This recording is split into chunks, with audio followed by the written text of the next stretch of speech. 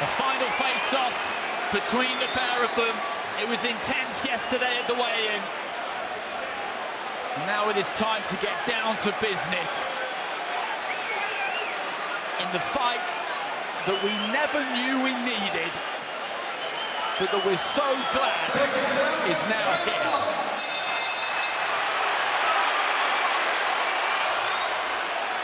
There goes the opening bell. Eubank in that white and red, Smith in the black and pink. You can see the height difference between the pair of them.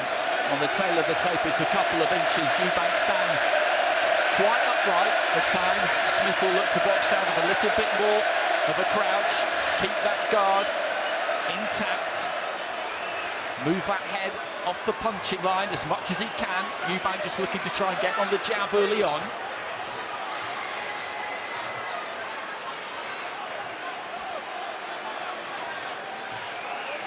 Smith just feinting with that front foot, trying to draw the jab from Eubank. Eubank falling just slightly short with it. Smith stooping, looking to try and grab a right hand into the body, and then a little bit of a wrestle between the two. People have talked a lot about size during the week. Eubank has been up at super middle. This is at middleweight. Smith has had a few fights where he's weighed in at 159, but he's only really recently officially stepped up. They look good on the scales yesterday, the pair of them. Can Eubank impose that physicality? That is a major question in this fight. Eubank trying to establish his jab here early on, and Liam Smith just trying to time it. Good right hand there from Smith, timed it well. That was a quality shot. Drew something, and then managed to fire back with that right hand. Smith on the inside there, just looking to try and pump away to the body, George. Yeah, Eubank started sharp with his jab, but he's having to use in and out movement with his feet, which is, of course, not energy efficient. So, you know, he doesn't really want to be doing that the whole night. Smith seems much more calm and composed to start with in this first round. He's tried to go up and down with his shots, head and body targeted. But there's not an awful lot in it at the moment, Andy. Both guys are trying to settle in and find their rhythm. It's the final minute of round one. Eubank is looking for that big right uppercut. That's a shot that people have picked out. Smith letting go with that right hand and looking to get after Eubank a little bit there. That got the crowd going on the far side of the ring, but nothing particularly clean or solid landed there from Smith. Eubank pulling out high after his jab, which is a risky move. Yeah, defence is a little bit leaky here from Eubank, and Smith been able to capitalise with a couple of right hands over the top.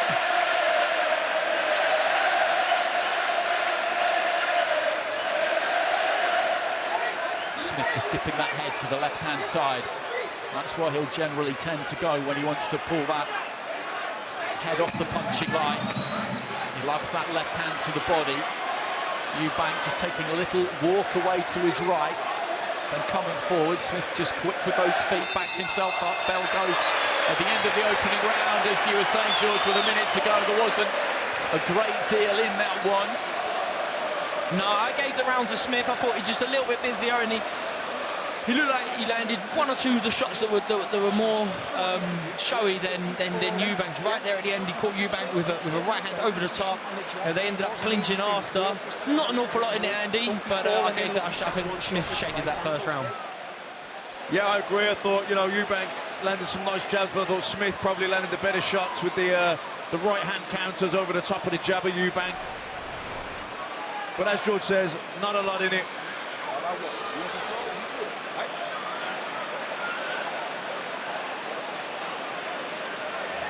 There's that QR code, give it a scan, get involved, score the fight.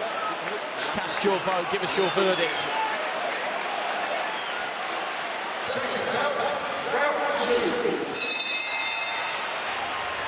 So into the second, Liam Smith with Joe McNally and Declan O'Rourke steering the ship in the corner. Russ Amber in there, brother Paul as well. Eubank with Roy Jones Jr. Ronnie Davis still a part of things, looking to try and get onto that jab. Eubank snap that jab up from the waist, explode it up into the eye line. As he throws that right hand, Smith came straight back with a left. Already more purpose about Eubank in this second. Yeah, he started this second round sharper. put a bit more meat on the jab, and then he's varied that right hand. He's thrown it out straight, and he's thrown it as a right hook. Both landing, didn't have an effect, but he's starting to find his range. Smith looking for that right hand. Eubank with the left hand low is a little bit leaky defensively down that left side, and Eubank's finding a home for the right hand. Either just lead straight right hands. They're landing, they're getting through.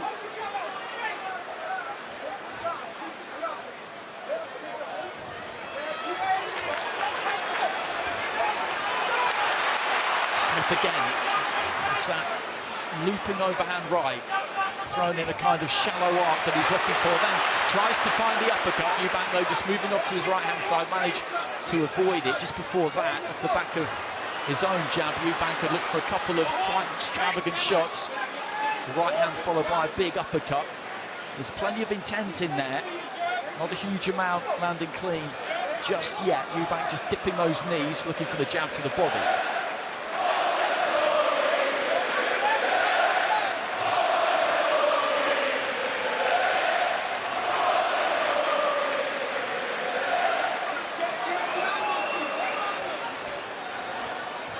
Eubank, you get the feeling there, just trying to tempt Smith in a little bit. Thanks with that front foot there, Eubank.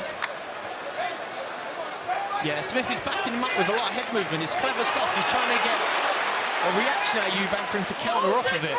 He got a nice sort of... He slipped out to his left and threw the right hand over the top, landed. Not a lot of power on it, but it's just showing that he's finding that range. Yeah, this is good stuff from Smith. Nice patient stalking, triggering Eubank.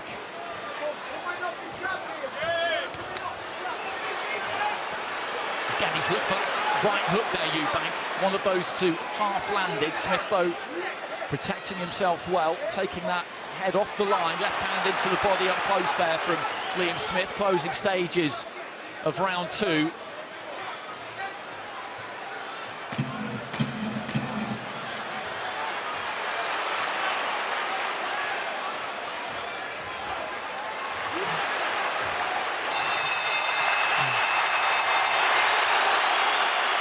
Little shoulder roll from Eubank there as he sits on that stool in the blue corner. Roy Jones quickly in. Let's see if we can have a listen. You enjoy yourself? That's all that matters. You box him all day, you can't stand the face. The face will absolutely kill you. Face, you get anything you want, the pause, all that. But so every now and then, if you can, throw a right hook down on that body. And help you out a little bit more. Because when you're going at him, you're pulling all up, right? Every now and then, drop that right hook into the body. Go on, start investing in his body early. Right? Anytime you faint, make it pull up, faint, drop it right if you can, but get down low. Don't go up high if you do it, okay? Other than that, you're doing good. Jab is killing, he can't handle your feint. He ain't after you up. You feel me? Anytime you get ready to start pushing that motor, you can. Because he can't fight going all the way. You let him have yourself a good time now because you just boxing. But if you out boxing, that's not me. Corners, 10 seconds. Right?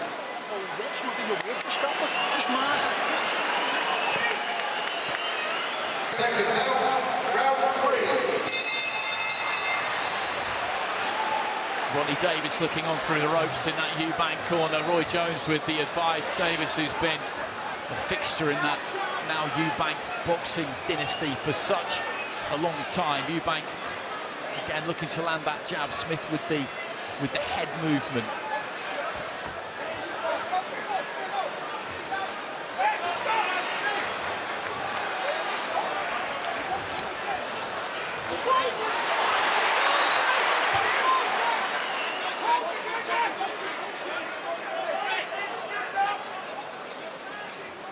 Victor Lachlan giving them the opportunity to try and work on the inside there before separating the pair of them.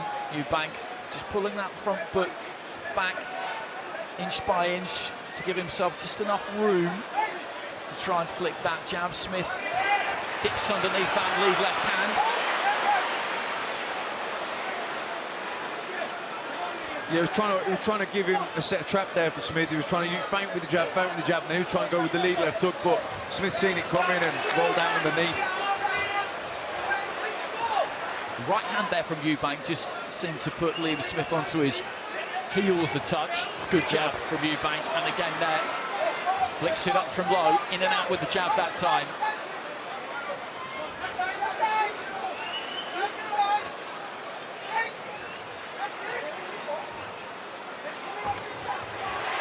Eubank teasing with that jab. He wants Smith to commit and counter him. Smith, he's not playing that game yet. We heard Jones in the corner of Eubank saying, bring that right hand into the body. He wants to bring it in behind the left elbow of Smith. He's yet to do it.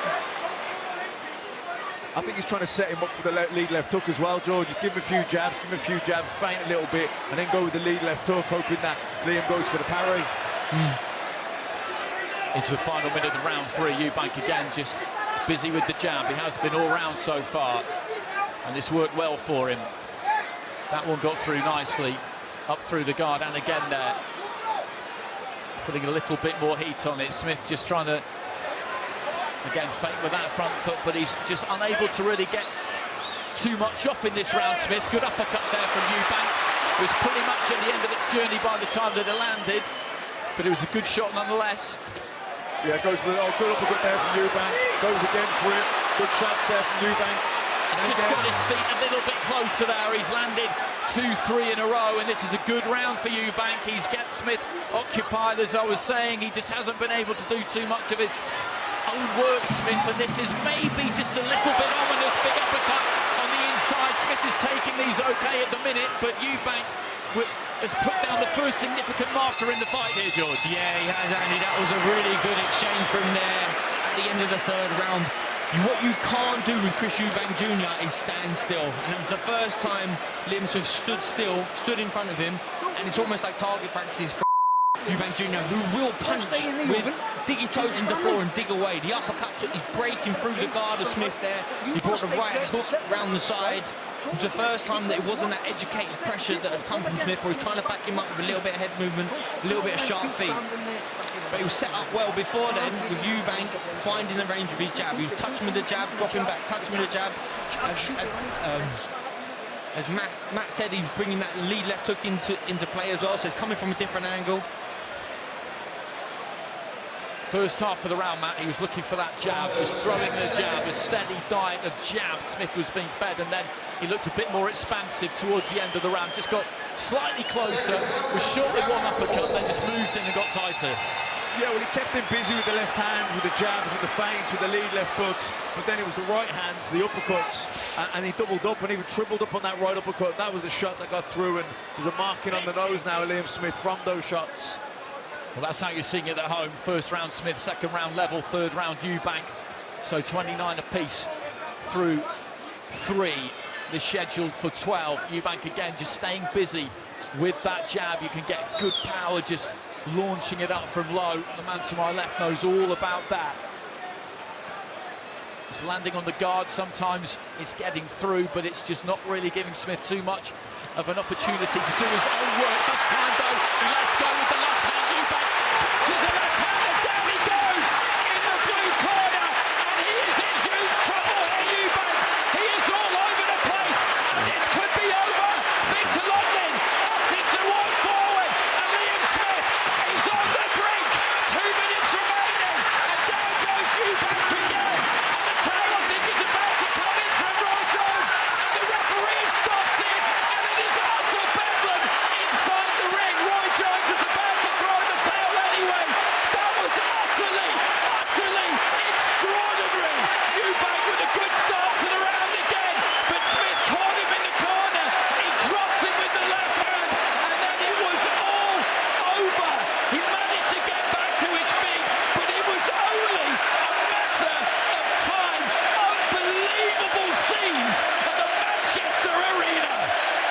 And you know what? They did the right thing, the sound coming in, because he was out on his feet, Eubank. He didn't know where he was. His legs were completely gone. And if the fight had continued, I think he would have got badly knocked out. George, wow. Here, up until this point, I thought Chris Eubank was starting to find his feet in the fight. But he was pulling out high from the get-go, which is risky. Smith timed it, brilliant right hand, his eyes almost shut, and that's probably the shot that does the big damage. A big left uppercut hook that comes from the left side. I mean, Eubank, to his credit, brave warrior, up on his feet, but I mean, the fight is pretty much over here. Yeah. I mean, the ref could have stopped it. Yeah, I gave him every opportunity.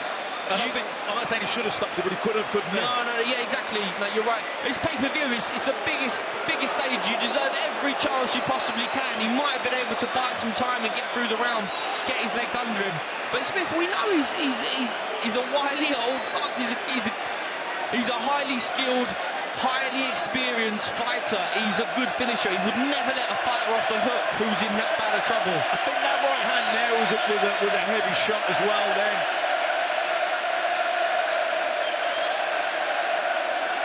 And Victor Loughlin there, obviously making the right decision, you know, courteous to the fighter, you know, we're brave fighters, he wants to get up, he's let him get up and he's waved him off. And even then, Eubank still wanted to keep going. He didn't know where he was. It took everything away from him, that combination in the corner. It started with the left that made him dip really low at the knees. That's what set it all up. And then the accurate work from Smith. He just locked on when he had him in trouble. And that swelling under the right eye coming up there already so soon after the event. We saw it in the corner just a few minutes ago. And, well, what we know now, or at least what we think we know, is that we'll see this again. Because Eubank had a rematch clause should he lose. That was utterly unthinkable for him. He said that he would find defeat to Liam Smith almost impossible to deal with. Well, as I said earlier on, just because something is unthinkable, it does not mean that it is impossible. Liam Smith believed all the way through, right from the start, as did all of those brothers. And that belief was well-founded. And after all of the back and forth during the build-up, this is what we always want to see. And you almost always do see it. Yeah, look, a lot of things are said in the heat of the moment, building up to a fight. It's very rare you don't see that at the end of a fight. Very rare, and that is good to see. Ladies and gentlemen,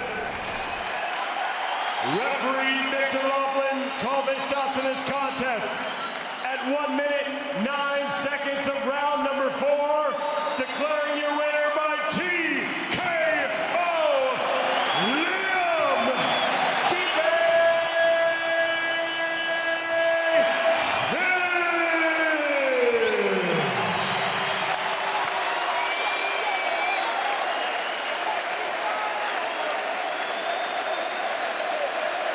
Such a big win for Liam Smith. And George, you said it earlier on, this sport, it makes fools of us all, and that is why we are so addicted to it, because up there, when that bell goes, you just don't know. Smith was supremely confident, but it wasn't shared by all that many people necessarily in the fight game, in the build-up to this fight, but what a crowning moment for him. Oh yeah, this has got to be an absolute amazing moment for him. I think he's had his eye on Eubank for some time now. So to finally get that fight and get that win in this fashion must be unbelievable. Okay, let's hear from him. He's up in the ring with Andy Scott. Liam, huge congratulations. So much to unpack there.